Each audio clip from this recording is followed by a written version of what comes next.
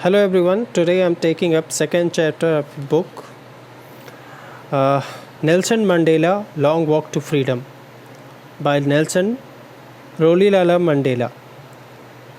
This chapter Long Walk to Freedom is the autobiography of Nelson Mandela, who was the former South African president.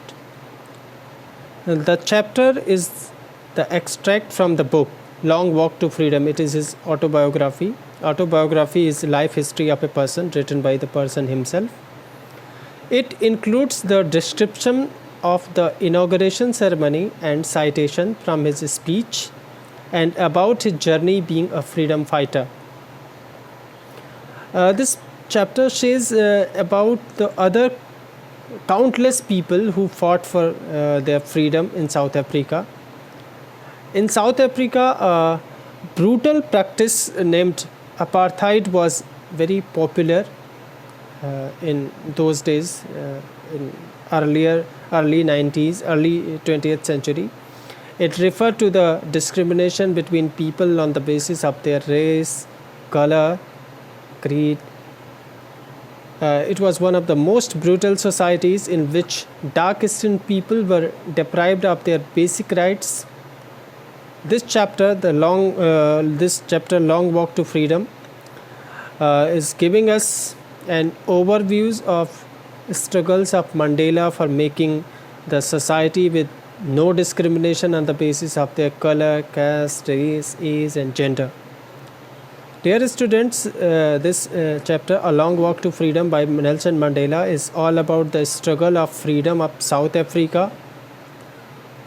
On 10th of May 1994, Nelson Mandela has taken the vow as the first black president of South Africa, and therefore it was becoming a newborn democratic country. For the first time, South Africa emerged as a democratic republic on the world scenario on this particular day, 10th of May 1994. Let's move ahead to the text of this chapter. 10th May dawned bright and clear. For the past few days, I had been pleasantly besieged by dignitaries and world leaders who were coming to pay their respect before the inauguration. Dear students, 10th May was the day when Nelson Mandela sworn in as the first black head of the state in South Africa. It was after years of struggle that his anti-racist party came into power. Until then, the seat had always been occupied by white presidents. That is why the author referred to the day as bright and clear. It was a morning full of hope. Days before this date, many notable personalities started, congratulating him for his victory in the elections. For the first time in the country's history, so many international leaders came together in South Africa. The inauguration would be the largest gathering ever of international leaders on South African soil. So this was the first time when international leaders in great number, they came to South African soil, because earlier apartheid was in practice. So rest of the world, people from the rest of the world, they kept a distance from South Africa. They did not want to come to South Africa. So that's why this was for the first time they came to South African soil. The ceremonies took place in the lovely sandstone amphitheater formed by the Union Building in Pretoria. Dear students, inauguration ceremony took place in an open circular building, that is amphitheater, open circular building made of sandstone, consisting of Union Building in Pretoria city. For decades, this had been the seat of white supremacy, and now it was the site of a rainbow gathering of different colors and nations for the installation of South Africa's first democratic non-racial government. Apartheid was in practice for decades.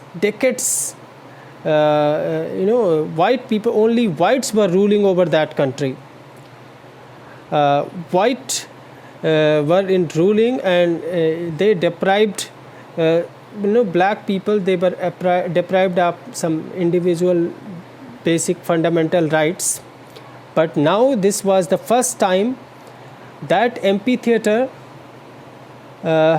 looked like a rainbow. Earlier only whites were allowed to go there, but now this time people from all races, blacks, whites, red, dark people, everyone, they joined that they attended that function, that surname ceremony of Nelson Mandela. So that's why it looked like a rainbow of gathering of different colors. Now, on that lovely autumn day, I was accompanied by my daughter Zenani. On the podium, Mr. D. Clark was first sworn in as second deputy president, then Thabo Mbeki was sworn in as first deputy president. See, he is saying on that lovely autumn day, 10th of May is supposed to be a summer day in our country, but since South Africa lies in southern hemisphere, so the climate is just opposite to ours. That's why he is mentioning here, on that lovely autumn day, I was accompanied by my daughter Zenani. The author was accompanied by his daughter Zenani on his big day. So first the two vice presidents, they took an oath. First Mr. D. Clark, he was first to sworn in as the second deputy president. Then Thabo Mbeki was sworn in as the first deputy president. When it was my turn, I pledged to obey and uphold the Constitution and to devote myself to the well-being of the Republic and its people. When his turn came, he committed to respect, protect, and abide by the Constitution and to devote his entire self into the welfare of the country. He promised people that he will work for the well-being of the Republic and its people. To the assembled guests and the watching world, I said, today all of us do, by our presence here, confer glory and hope to newborn liberty. The author also mentions some parts of his speech where he said that everyone by his presence was giving rise to hope for a new beginning. So he thanked everyone for attending that meeting, that function. He said that today all of us by our presence here, we give glory and hope to newborn liberty. To newborn liberty, because South Africa came as a democratic republic on the world scenario that very day. So this newborn liberty he is saying for South Africa. Out of the experience of an extraordinary human disaster that lasted too long must be born a society of which all humanity will be proud. He further said that previous rulers were discriminatory and lasted for long, but the ones who are given the opportunity to rule now would stand up against discrimination. He is glad to host a ceremony with the presence of global leader. It is an achievement in itself. So he further said that human disaster, that apartheid system, he called that apartheid system as human disaster, and it lasted too long because white peoples ruled over that country for many years. It must be born a society of which all humanity will be proud. And now there was a planning in his mind that he wanted to make South Africa a place, a society which all humanity will be proud. Now he further said, we who were outlaws not so long ago have today been given the rare privilege to be host to the nation of the world on our own. Further he said that we were outlaws earlier because some countries which had served diplomatic relations with South Africa due to practice of apartheid. But this time Earlier, people or industries or politicians from other countries, they did not want to come to South Africa because apartheid was in practice there. Now today, they all have come there on that soil. So have today been given the rare privilege. He is saying that it is a privilege, a kind of privilege, rare opportunity for all of us, that today we are hosting all such people from the entire globe. There was a time in South Africa when for practicing apartheid, it lost all its international political relationships, but now there is no segregation on the basis of race and gender. Other nations are happy to have healthy democratic relationships. Finally, they have come to power, and everything has been sorted out. We thank all our distinguished international guests for having come to take possession with the people of our country of what is, after all, a common victory for justice, for peace, for human dignity.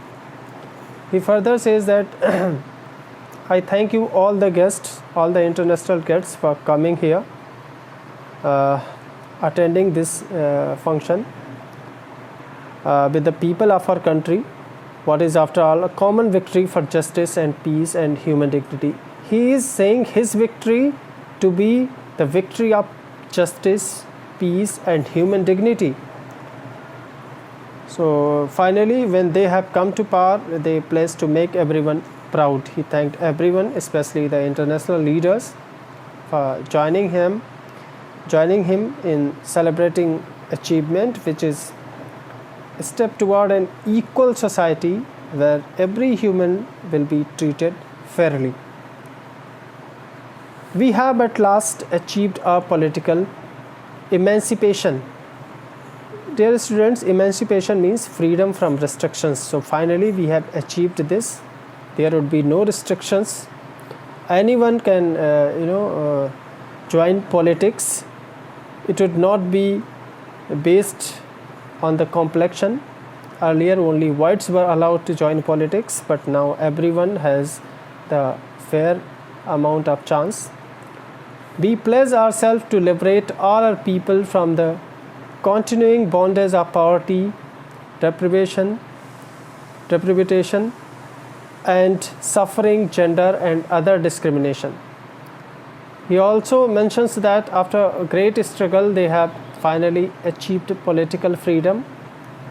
His government promised to free everyone of the still existence, poverty, hardship and inequalities of all kind, along with assuring everyone of a country where no community will be considered inferior. So let's see this. We pledge ourselves to liberate all people. Earlier they were bound, but now he is saying that he is liberating all people of the continuing bondage of poverty and deprivation, suffering, gender and other discrimination. Earlier all such things were in practice. Now he is saying that he is liberating everyone from all such things. Never, never, never again shall it be that this beautiful land will again experience the oppression of one by another. The sun shall never set on so glorious a human achievement. Let freedom reign. God bless Africa. He further says that his government promised to free everyone of the still existing poverty, hardship, inequality of all kind, along with he is ensuring everyone of a country where no community will be considered inferior. He then exclaims that freedom should rule and may God shower his blessings on their land. So I hope you liked it. Rest part I will take in the next session. Till then, take